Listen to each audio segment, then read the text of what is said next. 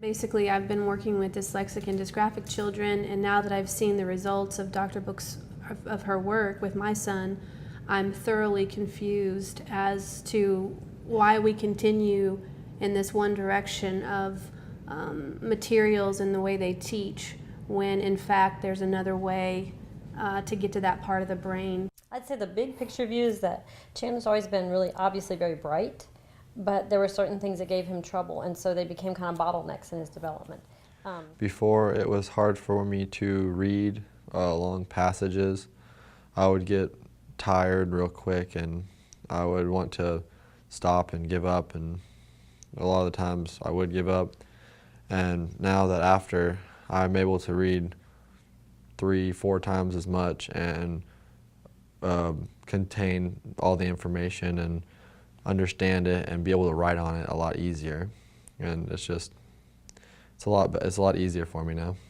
Homework time, so diligent, spent so many hours doing it. You'd write a paper, you'd give it to me to read, and literally it didn't make sense. Not like it was poor writing. August 27th, Lakota and I were doing homework at the library. I had decided that maybe it would be easier to be at the library for all of this homework. Okay, so what happened was he was just messing around as usual, just click, click, click with the pen, and I said, okay, I'm gonna walk away. You have 15 minutes to finish this section of Spanish. And I walked away, and I came back 15 minutes later, and he pretty much finished it. I was surprised and just kept going with it. All right, great job, let's go, what's next? Science. So he opened up his science book and he just started reading. I mean, he just read, 2 pages, just zoom. And all the while he's like, Mom, what happened? Mom, I'm reading. And I'm like, you're reading! This is so good, you know, and I'm trying to be calm, like just trying to support him. I'm thinking maybe this is just an easy paragraph. Maybe I'm just trying to help him feel good about himself again. You know, I'm so used to being let down, you know, all of us, you know, even for him, you know, him being let down. So I just kept thinking in my mind, just, you know, encourage him.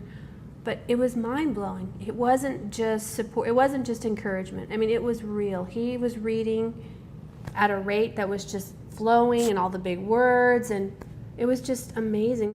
The worst problem was reading and math. I liked math, but I couldn't remember it every day.